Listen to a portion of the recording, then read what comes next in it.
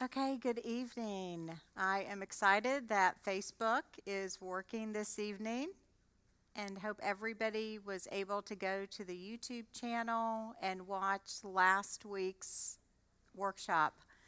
This is week 7 of Equipping Minds to Reach Their Full Potential. I'm Dr. Carol Brown and am excited about tonight's topic on developing critical thinking.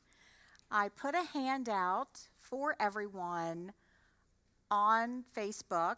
So you should see under the little video that I did earlier today that there's a link for the handout for your reference, and then it will also be on the YouTube channel. But before we get started tonight, there's a couple questions that came up that I want to address. Some parents and teachers have been asking me about how to introduce everything with your student, on how much to do every day. And so, what we recommend as a minimum is that you commit 30 minutes a day to doing Equipping Minds. If you have older children that could possibly do 45 or 60, you can absolutely do that. Now, tonight we're calling this developing critical thinking. Well, for your older students, you could call this a course because, as you've heard me say, we actually train psychologists and OTs and speech therapists and college professors and such a wide variety of individuals. So put that down as a critical thinking class, and you'll get to see part of the reason for that this evening. Now, you all, as you've heard me say in previous videos, have gotten now 32 pages from the Equipping Minds workbook with the additional ones that you got.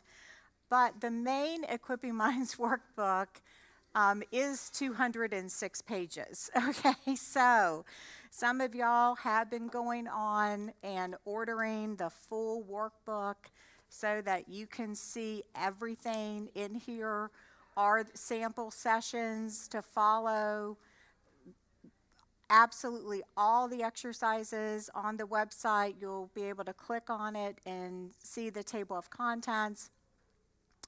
So really encourage you to consider that, because that's going to help you just have so much to do with your children of all ages and all abilities, and with your adults as well.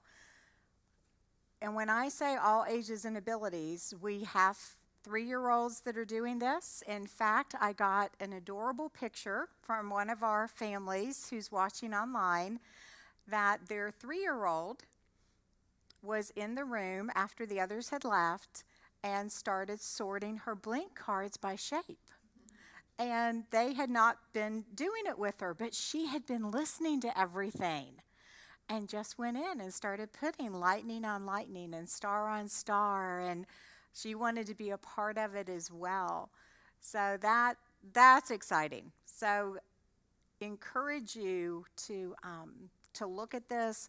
Once again, you're going to have this training. There's also the professional development training that you can do this yourself. Now, some of you are saying, I don't think I can do it myself. I would like to work with an Equipping Minds therapist online. You can do that as well, and do that as long as you need to until you're ready to take over. And so we're going to get to look at some more with the Roses program tonight. That is the other piece, that with all the steps that you see in the teacher workbook and that you even see on your handout for Blink and the deck of cards and Quitch and SET, that there are videos of myself working with a student for every single step. So you just have so much information there with that program.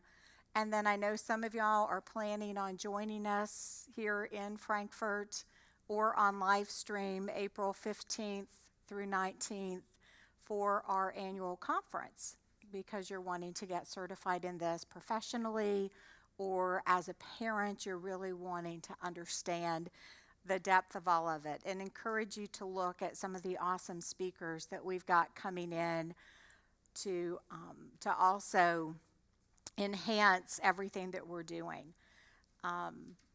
With our phonics phone too, please remember to use this when you're working on things phonetically, but if you're wanting to make sure that your student is hearing the directions, remember, take this, turn it, speak into the right ear. Remember that it amplifies. Now, just so you know, you actually cannot purchase these anymore from the Candle Foundation. They actually closed. So I have already heard that some of y'all are going just to the hardware store and getting the PVC pipe, and you can see directions online how to make these. If someone purchases some sound therapy from Equipping Minds, you'll have a little surprise gift in your package because we send these with them. But that's another thing to keep in mind. But for your older students, we have found an amazing little trick, so to speak, that when your students are reading, that if they will put this up and just whisper, that they will get that extra loop. And we are seeing that it is increasing reading comprehension. So we have a lot of college students and high school students that are in advanced classes that are now doing all their studying with this phone in their hand instead of this phone in their hand. Okay? So can we switch phones for me? We also know, especially when we're talking about that phonetically, that, and this question came up, is with the computer programs for phonics, that the research is not showing that that is more effective than a person, a human mediator working with the student, and then for you to be able to go up directly and make the sound into the student's ear, that is going to be the most effective. And if you have students who are able to remember their sounds, but they're not putting them together, holding those together to read or to spell, then that's where it's not a phonemic awareness problem, but it's a working memory challenge. Okay? And those are two different things. So more phonics could just frustrate that child, where when you're building their working memory, we're going to be able to put those things together. So those were some wonderful questions that were kind of coming in, so wanted to answer those for you guys. I had told y'all, send me some questions and I'll take this time to answer. Now, you may know today is March 20th. Well, tomorrow is March 21st. It is International Down Syndrome Awareness Day. And you already heard in a previous workshop Rose's story, and her 4-year case study was published in a peer-reviewed journal. So I am really excited to show you a video of Rose and myself, just to highlight just what an amazing young woman she is, but in honor of International Down Syndrome Awareness Day tomorrow. So she was here visiting in Frankfurt this summer, and want to share this. Hi, I am so excited that you all are going to get to meet Rose. And Rose is the one that the Roses program is named after. Many of you all have heard her story, but have not got to meet her in person.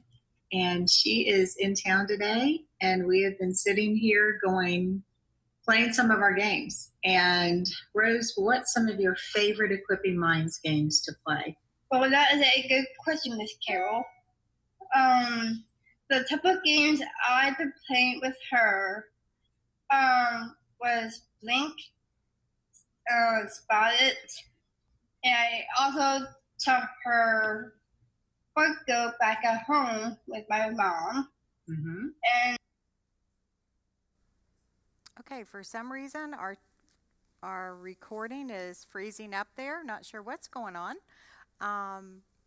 But it is on the Equipping Minds page on the YouTube channel. So go in and watch that, and I'll probably be posting it tomorrow as well.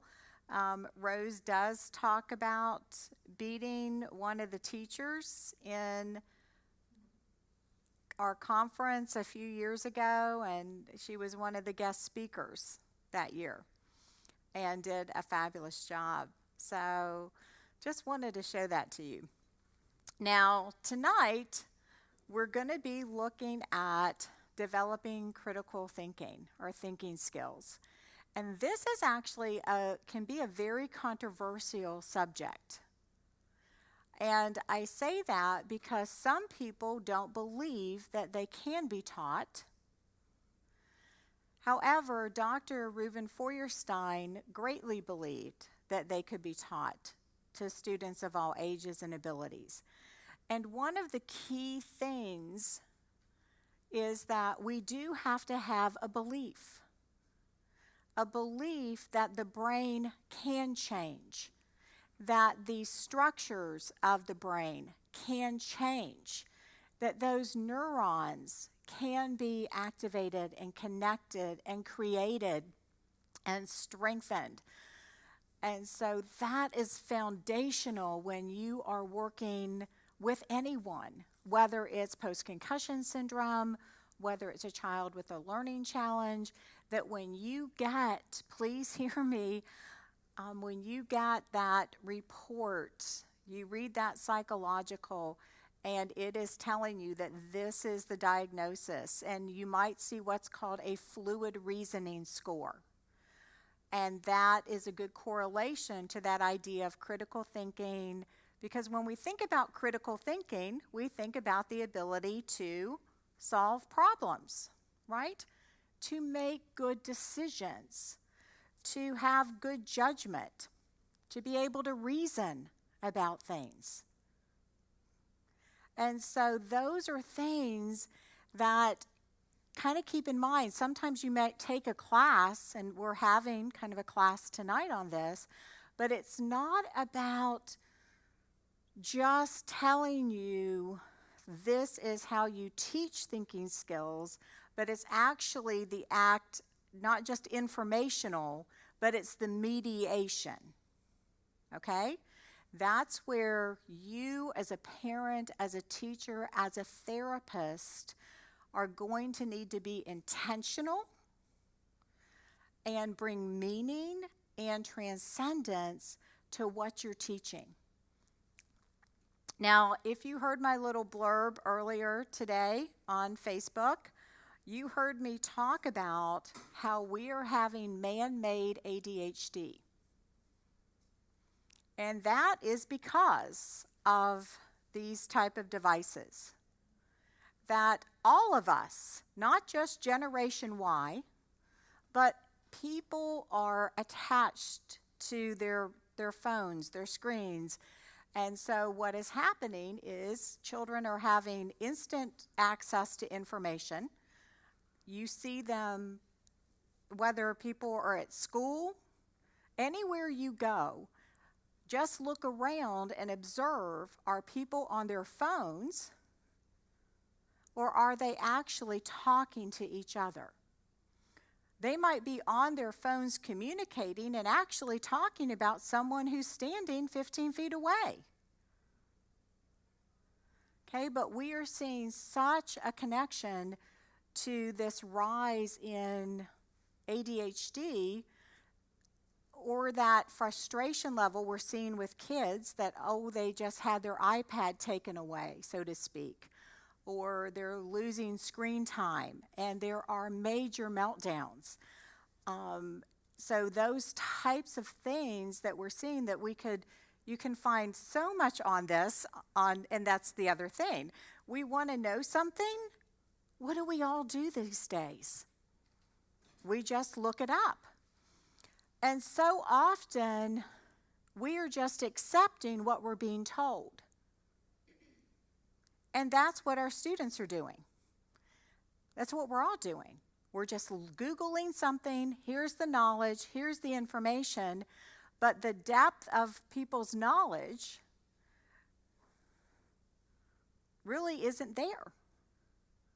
So we're seeing people with a lot of information, but they really can't talk in depth about those subjects because they looked up an answer.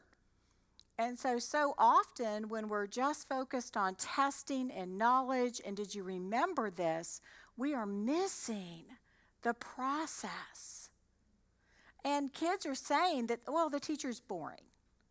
School's boring. Because the teacher simply cannot keep up with the level that either it's their games or something that they're doing on the internet, that level of stimulation that is going on. And so those are some of the things that teachers and parents are hearing. A very famous cognitive psychologist was doing a lecture, and he said someone asked him a question, and he started to answer the question, and he looked down, and she's on her phone. And she had been the one that just asked him the question.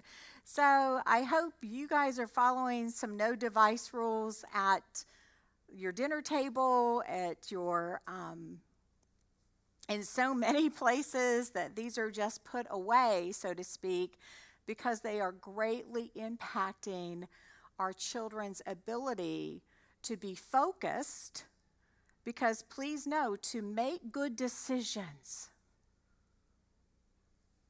that takes time, doesn't it?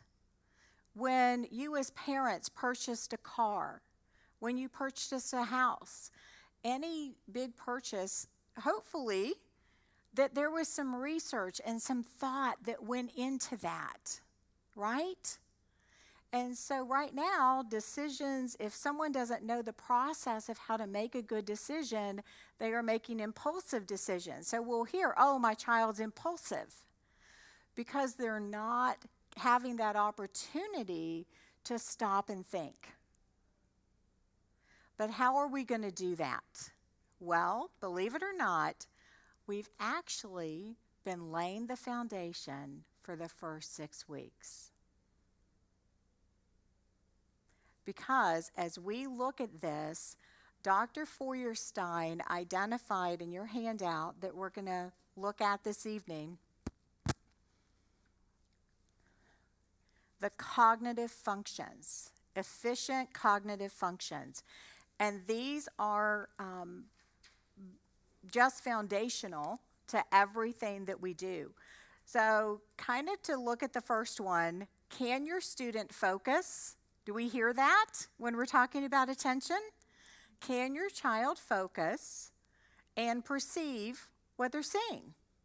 So the more data, the more information that goes into our senses, the more information we use. So are they able to look at it and perceive it? So when we are simply taking our blink cards or our deck of cards and asking the student, what do you see? So what are we asking them to do? We're asking them to look at all 60 cards and stay focused and to tell us what they're seeing. Well, a systematic search is the next thing. How to really look systematically. Now, we talked about that in terms of, looking for a book on a shelf and going from left to right, trying to find something in the refrigerator. And we also use the example of our spot-it cards.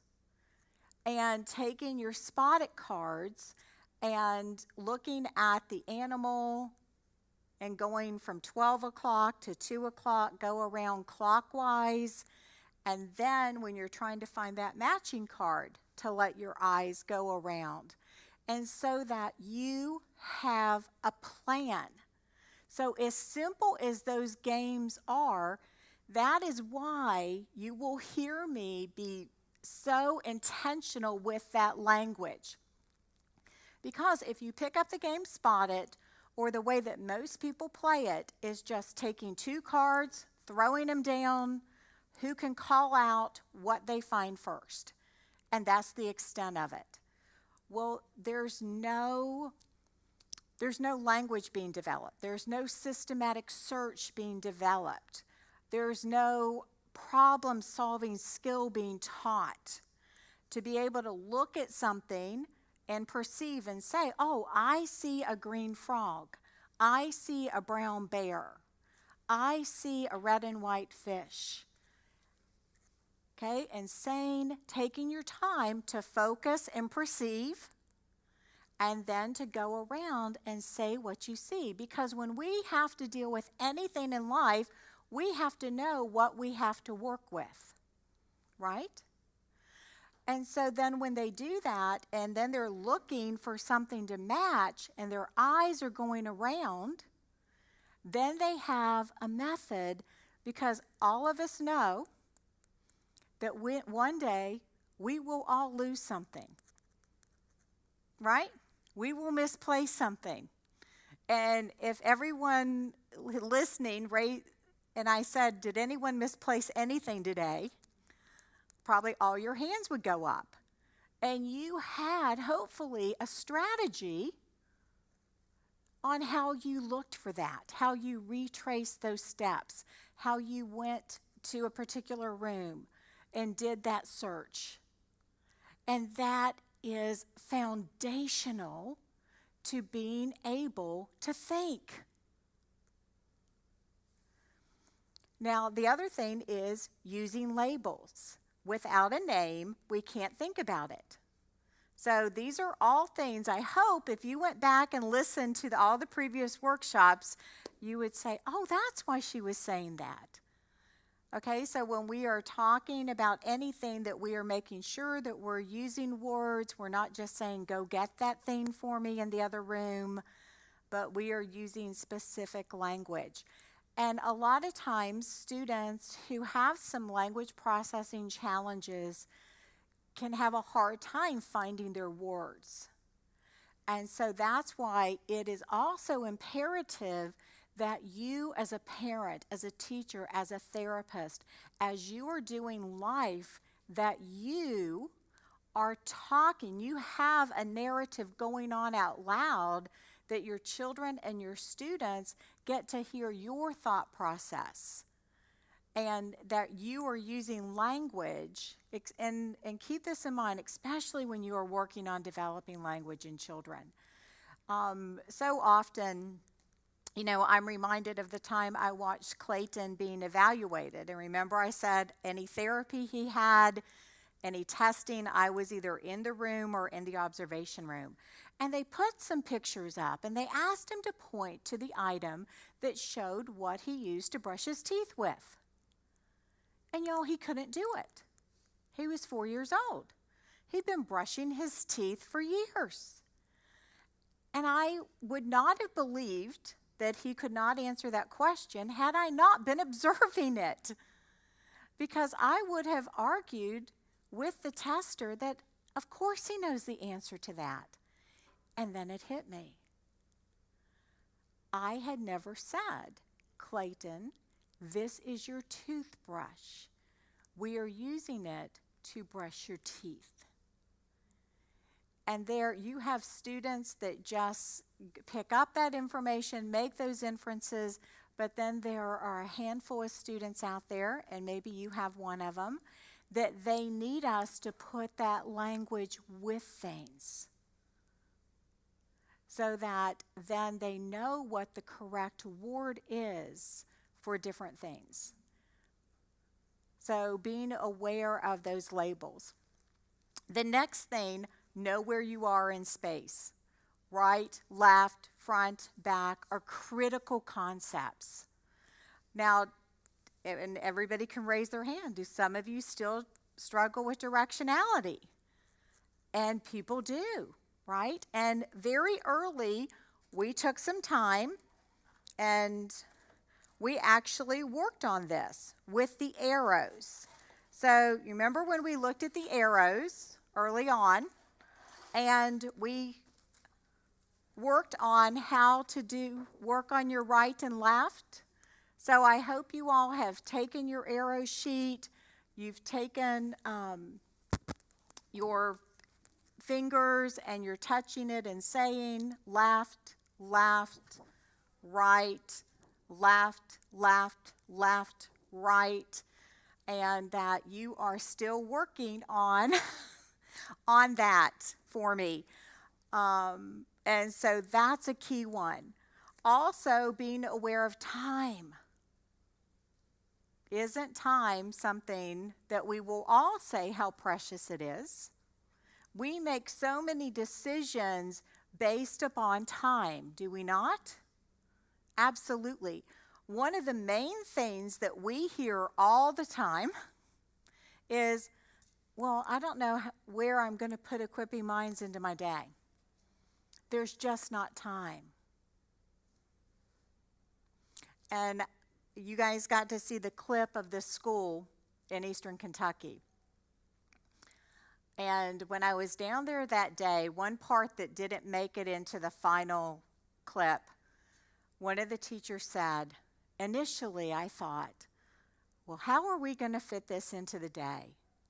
And then the more that we did it, and the more I saw the confidence, the reading, the math, the more I saw the change in my students, I thought, this has to be the first thing we put into our day, and then make time for everything else. I so wish they had gotten that clip in the final one. But I just sat there and, I really wanted to say, could you just say that one more time so I can video that? Because that's where I want people to get to. Okay? Because really, we've already said so much of the content of the knowledge we can just pick up. We can just Google it, so to speak. But that ability to learn to think, to process, to increase your working memory, that long-term memory retrieval, that comprehension, your thinking skills, are foundational throughout life in any discipline, in any job whatsoever. And so I hope you're seeing, and I will tell you, y'all, I did not know about Dr. Feuerstein until after I had written my first edition of the book. And when I sent it to the Feuerstein Institute and they read through it, they emailed me back and they said, oh, we know why what you do works. And it was because of this. And when I read their cognitive functions, there was so much in here that I was like, oh my gosh, that's what we do. I just didn't know that it was, so specifically laid out that way. And when I read it, I will say there were things in it that then it enhanced even more. And I was even more intentional because I was like, wow, Dr. Feuerstein talked about the importance of this. And also, if you don't know your right, left, then it makes it really hard if you don't know your own, and then you have to look at another person and say what's to their right or left. That makes it really challenging. And we're going to talk about why that's an important skill. And so the next thing is conserve constancies. And with that, that's characteristics stay the same even when change happens, and what attributes must remain the same for an object to retain its identity. And so that's why you hear me talk about the constant card in Spot It that we have so that students can learn what some things are constant. You can talk about the North Star is constant. What things are constant? what things don't change that we can make decisions based on. As Christians, we know that that's God's word, for one. Okay? Even though other things may change, his word remains the same. Yesterday, today, and forever.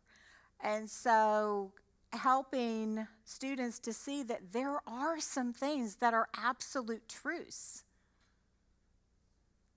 that we can rely on and make judgments because of that. Make good decisions based on that. And then we have to make sure we have precise and accurate data, the right information. If we don't have the right information, if you don't have chocolate chips, can you make chocolate chip cookies? No, you cannot, okay? So it is really that simple. Many of us as parents, and as anyone who has to cook a meal, if we do not have the right ingredients, if we do not read the directions accurately, and we put in a tablespoon of salt instead of a teaspoon of salt, okay? If we grab the flour instead of the powdered sugar, so to speak, as my husband said, what is this white stuff in this clear box, okay? And had to do a little taste test the other night. So we always have to have the correct, precise, and accurate information, and there's nothing more universal that you can apply that to every day like you can with cooking, right? And so that's a great way to bridge that. And then use more than one source of information. Now, this is your working memory, and this is the closest that Feuerstein ever gets to using the term working memory, okay? Is that keeping two ideas in your mind at the same time helps you with comparing and higher order thinking, which is your critical thinking. So that ability to look at two or more things. Because when you are making a decision about a car or something to purchase, you typically don't go in and just look at one thing. Okay? I don't know many people who do that when they're going to go look, they're like, no, I've decided I am only looking at one car. I'm not even going to entertain the idea of anything else. Okay? And so, but when we went in to purchase a car, my husband and I, we sat there, and I still remember him saying, hey, we need to do our comparison. And when we do that, we follow Aristotle's 10 categories of being. So go back to your Aristotle notes and those 10 things and how that's going to impact that decision making. So we're going to get to play some games to actually implement this right now. And we're going to use tic-tac-toe. Okay? And I'm going to pull this up for us.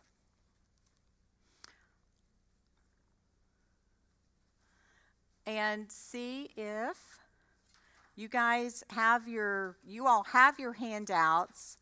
And a lot of times the children really enjoy starting tic-tac-toe with the animals. I will tell you that.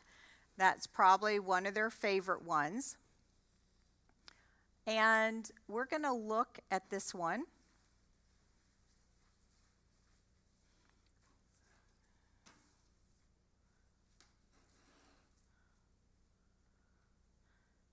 We need to come in just a little bit more.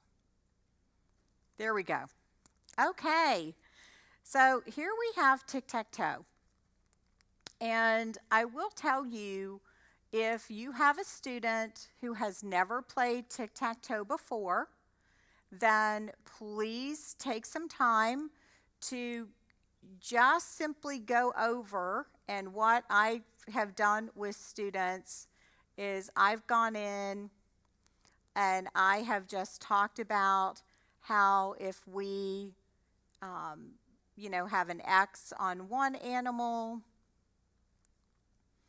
and an X on another animal, like the bear and then the fish, and we're trying to get 3 in a row. And I also love to take my linking cubes to show this, and then showing where then we would go for the 3rd in a row. And so I'm going to pull this up as well with the cubes,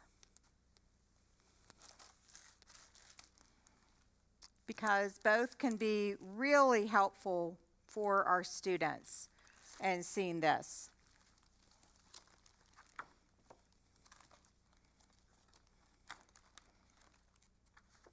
Okay, so here are our animals. You see them up here. So taking 3 cubes and helping them see how those go together to put 3 in a row can be super helpful for the students. And that's how you can talk about it going horizontal or across, vertically, or at an angle, up and down, diagonally, and talking through that with them. But we're going to play tic-tac-toe the way that I like to play it, okay? And I have a couple moms, one in particular who has been doing this with her son, and this is one of his favorite games. I have another mom who I got to play this game with her daughter this week, and she instantly was able to play it on 2 boards at 6 years of age. So both of these 2 children are 6, and it's just amazing. So if you're watching this and you're thinking, my child can't play that, yes, they can, okay? So this is how we play, and I'm going to have a volunteer in the room, okay? So if, you could come on up if you want to. And we can look at where we're going to put these. And you get to see how we play tic-tac-toe. So would you like to be on the top board or the bottom board? I'll be the bottom board. Okay, and where do you see yourself going? I see myself, are we doing X's and O's? We can do X's and O's, Okay. yes. Putting an X on the turtle.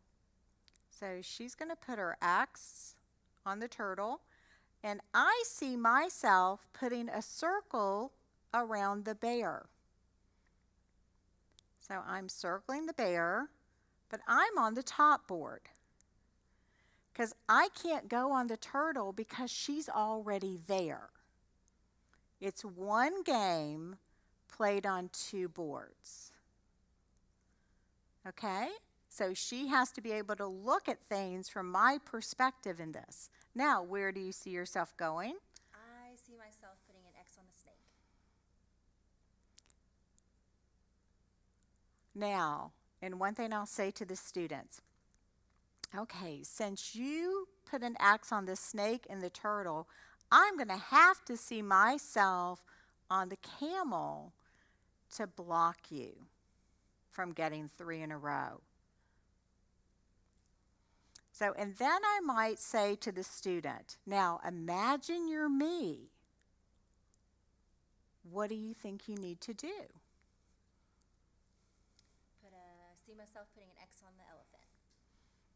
Okay, so you saw that and put an X on the elephant to stop me from getting 3 in a row. And if a student didn't see that, it's okay to let them put it in the wrong place, okay? But I really will say, hey, imagine you're me. Where do you think I might go next? And that is helping them see something from somebody else's point of view. And consider that and how it's going to affect the outcome of a situation. So I'm going to need to see myself putting a circle on the horse to stop you. Where do you see yourself? I see myself putting an X on the fish. Okay, since you're on the fish and the turtle, I'm going to need to see myself putting a circle around the spider to stop you. Where do you see yourself going? I see myself putting an X on the pig. Okay, nicely done. And I will tell you, students love playing this game. It is absolutely a favorite.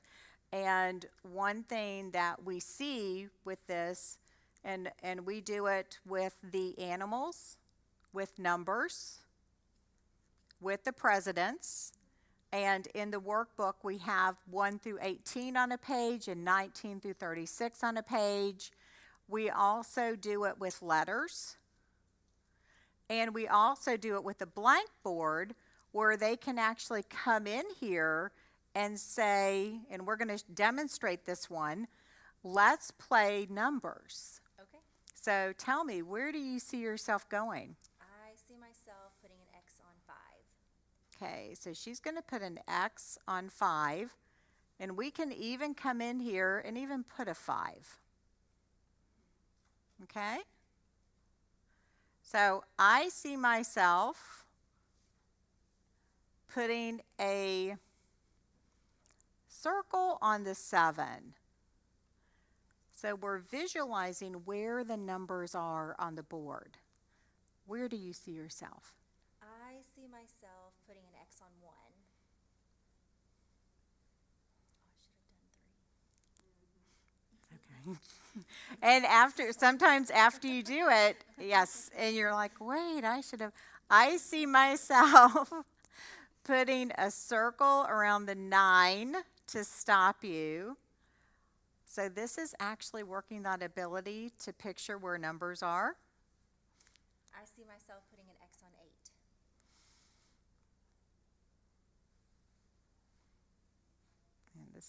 And then our 8 is down here. Okay, I need to see myself put a circle around the 2 to stop you.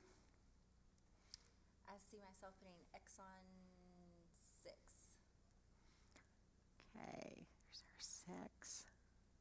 And when the kids get to write this in, they just love it. I see myself putting a circle around the 4 to stop you.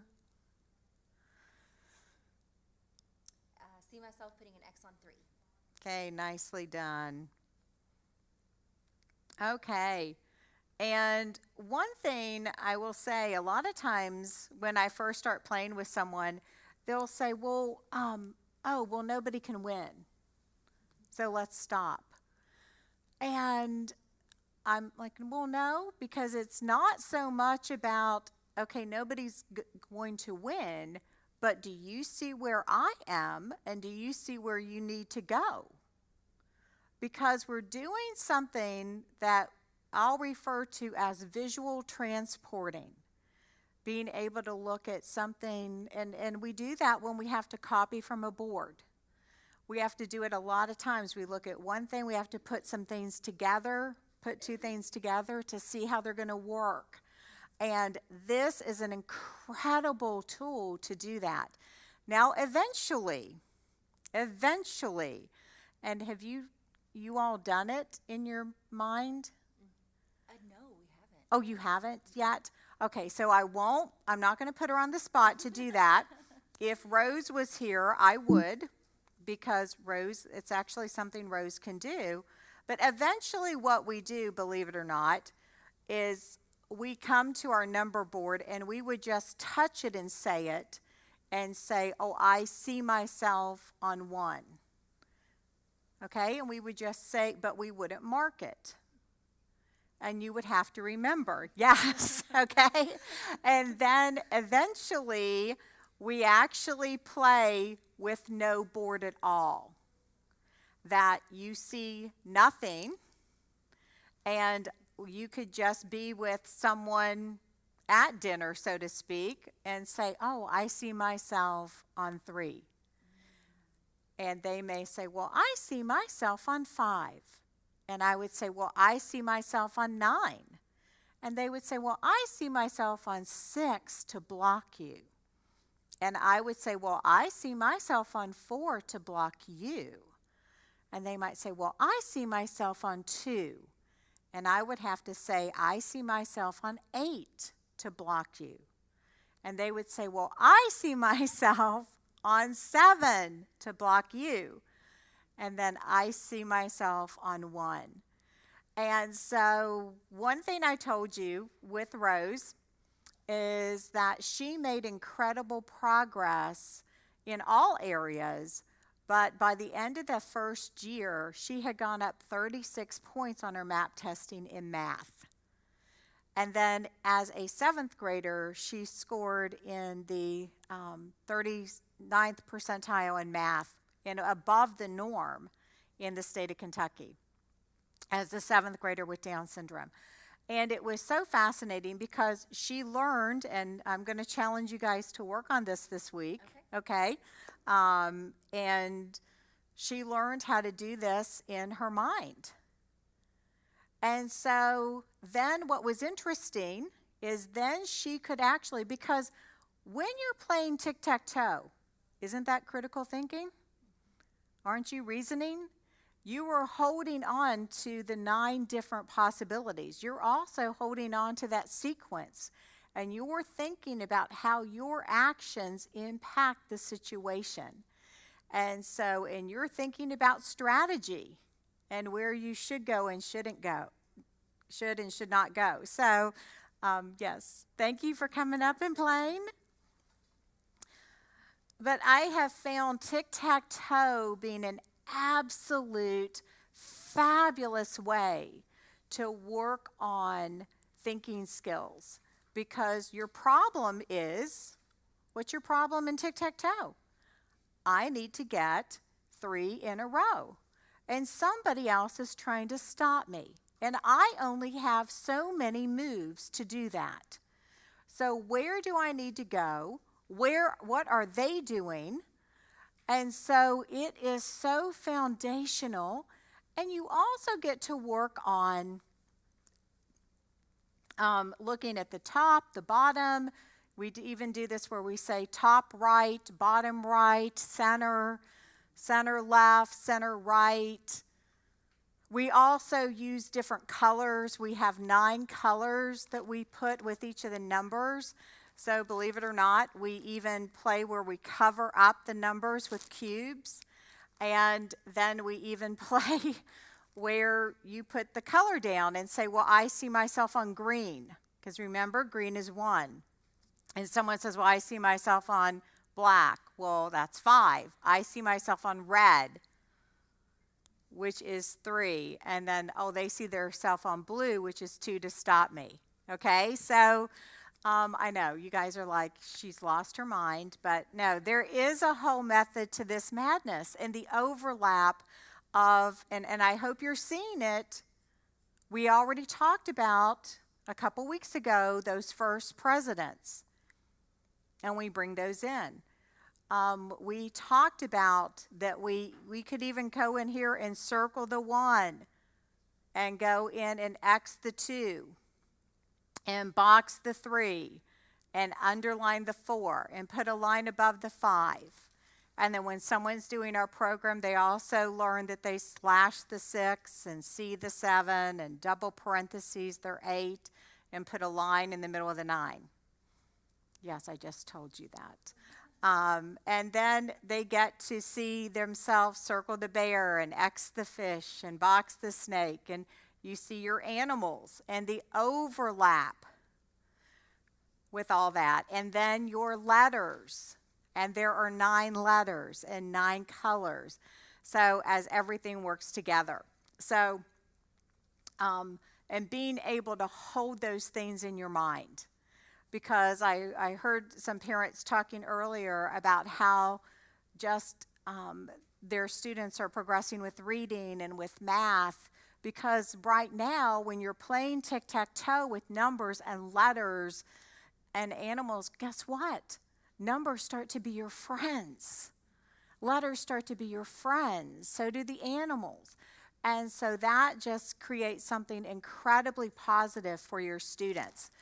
But in all of that, I hope you saw that we were actually addressing that first input level of those cognitive functions. Okay? And then when you scroll down, you're going to see some questions that I'm giving you that's a combination of Feuerstein, Aristotle, and Socrates. It's kind of my take on them, and the idea of how we collect information, how we process information, and how we express information. And so that input, output, elaboration, if someone's familiar with classical education, you could think of that as the grammar, the logic, the rhetoric. And so, but what you know from all of those is that they're not individual pieces, but it really is a beautiful flowing together. And so if you find that if someone has a hard time expressing, oh, what does the other person believe and why? Well, they may not be able to play tic-tac-toe on two boards to think about what another person's doing. They may always be playing impulsively and just thinking about themselves. They're not stopping and thinking. And so you just keep beating them, maybe. And that's okay. Now, we do always say when you play a game and you win, just say, oh, nicely done. Oh, let's play again. You know, you don't make a big deal out of winning but we also want, you'll see that with students who really, they don't stop and think. And that's that, no, I'm thinking about myself. And you can sit there and talk about psychological stages, but you can also, a lot of times, people do want to win, so to speak, but taking that time to stop and think. I want your homework this week is to actually kind of read through these. And I want you to be thinking, because we're going to do more games next week, but I want you to think about for me. Because y'all have been, if you are here and it is week 7, you have been hanging on. And I am so proud of you. But I want you to read these. I want you to read these collecting and processing and expressing questions. I want you to go and read through these efficient cognitive functions, this elaboration page for me. How we define problems, look for clues, comparing things, and we're going to really look at comparison next week. The whole if-then, as you remember, when we're playing Blink or doing a deck of cards, and someone says we're alternating, and they say 5, blue, lightning, 2, 5, oh, check. If this was 2, whose turn is it? That's if-then thinking. This is foundational, not just correcting a child, not jumping in and saying, oh no, say the color. No, saying check. If this was 2, whose turn? Oh, gray, brown, and no, it is brown, but if this was gray, whose turn? Oh, star. Yes. So it's getting them to think about, what did I just hear? And to be able to think critically, another piece of that is the ability to sequence information. If anybody, I will say in closing tonight, if anybody jumped on, and this was the first workshop session you have watched, okay? You're probably in way over your head, so please go back and watch sessions 1, 2, 3, 4, 5, 6, because then I hope that this will make sense to you, okay? That you can go back, please read this, and then think about everything that we've done in the games. And that's where I want you to say, wait a minute. That's how you do that? Because can we just look at a student, and it happens every day, and say, oh, focus. You just need to focus. And that's where they're saying, just telling, here are critical thinking skills, but without actually doing something, mediating, playing some games, bridging this to real life.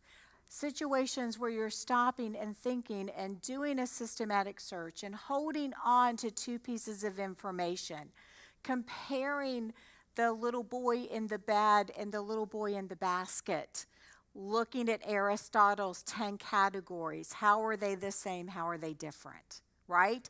So please send me some emails, send me some questions on Facebook. Please look through these and identify where that overlaps and know that this is really foundational for building thinking skills, but also that ability and love for learning. Okay, so y'all have a great week, and I'll see you next week.